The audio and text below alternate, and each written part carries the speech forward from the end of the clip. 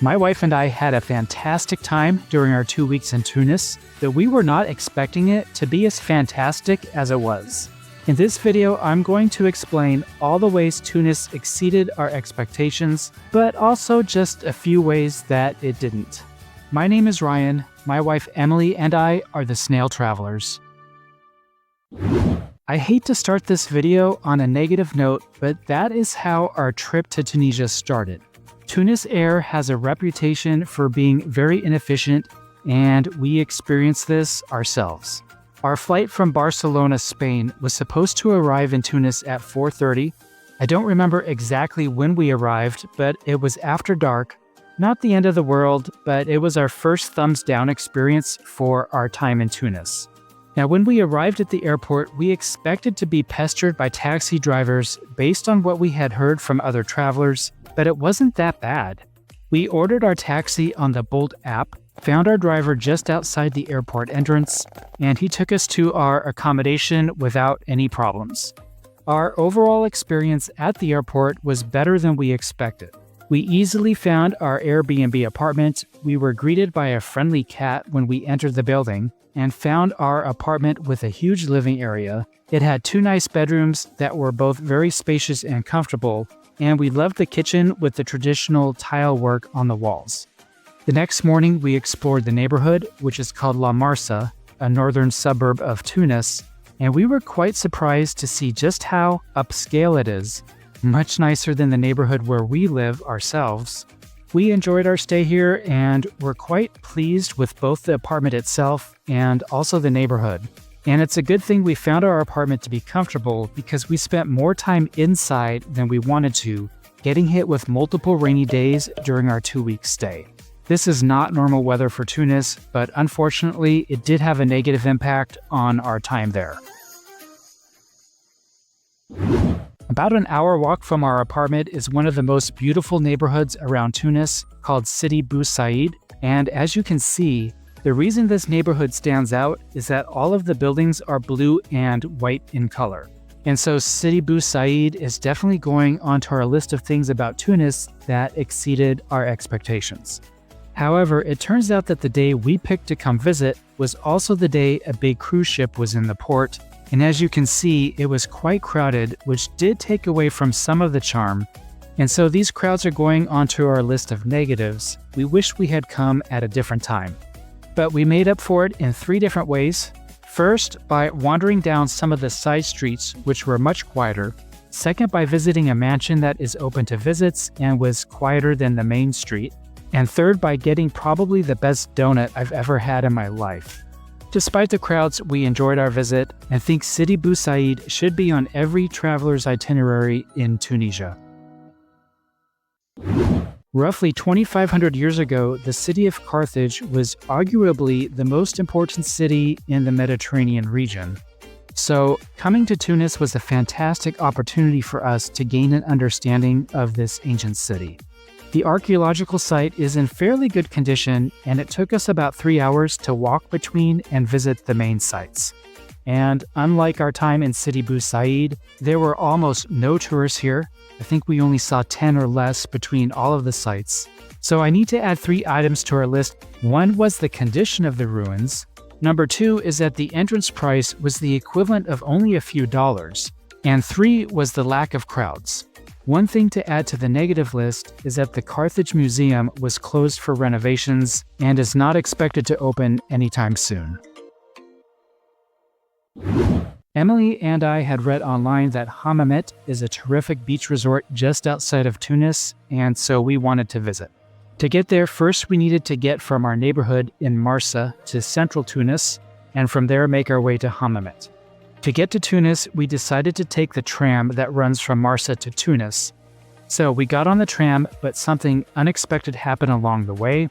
When we got to this station here, everyone had to get off the tram, walk about 15 minutes through the neighborhood, and then get on another tram at the next station. This is because the track is in disrepair on the section between these 2 stations. All in all, it took about 1 hour to get from Marsa to central Tunis. This train has definitely seen better days, so a thumbs down for the state of the train, but at only 25 cents per ticket, I can't think of anywhere we've been in the world with such a low cost for a tram.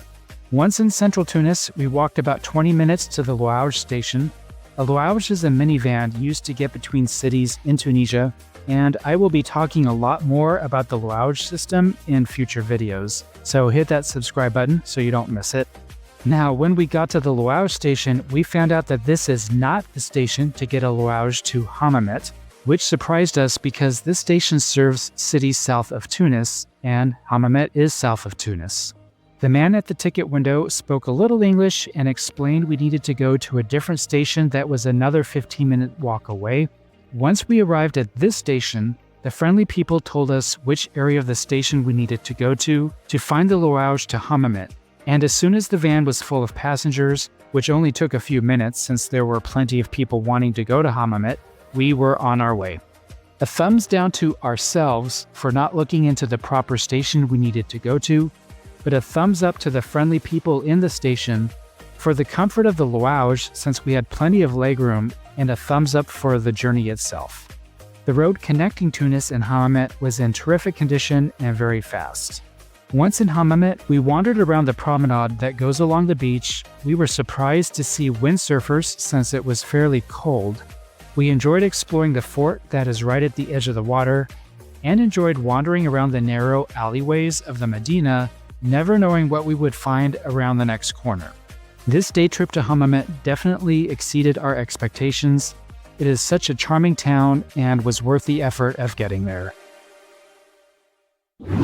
We decided it wasn't worth the hassle of taking the tram anymore because of that section of track that was in disrepair. So from this point forward, we decided to take a local Louage anytime we wanted to go into central Tunis. But it was more expensive. Instead of 25 cents for the tram, it was 50 cents for the Louage. There were several things to see and do in central Tunis, a few different monuments scattered around the city, the most notable probably being Kashbas Square, which sort of separates the more modern side of the city from the traditional side. And on the traditional side is where the Medina is located, which is a maze of small shops that sell whatever it is a person could possibly need. Shoes, electronics, doors and windows, cosmetics, kitchen supplies, souvenirs, antiques, etc., etc., etc. There was one particular place we wanted to visit that was impossible for us to find, but we were guided to where we wanted to go by a very nice young man named Abdul. And yes, we did stop at a couple of his friends' shops along the way, probably hoping that we would buy something, a perfume shop and a carpet shop, but there was never any pressure to make a purchase. We wanted to visit the Zituana Mosque, but unfortunately, we arrived at a time when the inside wasn't accessible. We also wanted to visit a palace called Dar Losram. When we arrived, it appeared to be closed, but we knocked on the giant door a few times, and after a while, a very friendly lady let us in to take a look at the palace. This palace was built in the early 1800s, went through a period when it became very rundown, but has since been restored and is now open for visits. And then we have the National Bardo Museum. And wow. First, the building that houses the museum is alone fantastic, but then adding the fabulous collections of artifacts and mosaics over many eras of history makes it one of the best museums we have ever visited anywhere in the world. We also stumbled upon a World War II cemetery. This was totally unexpected, and we just happened to see it on Google Maps and went to check it out, and we learned quite a bit about this region's role in the war. A definite thumbs up for all of our experiences in Tunis.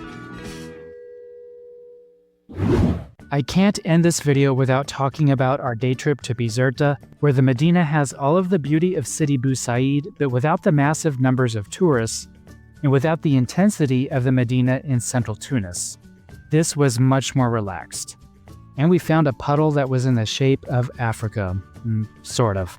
And looking at an actual map of Africa, we see that Bizerta is the northernmost town on the continent, and our visit to Bizerta is probably the best example of our expectations being exceeded, so a very big thumbs up here.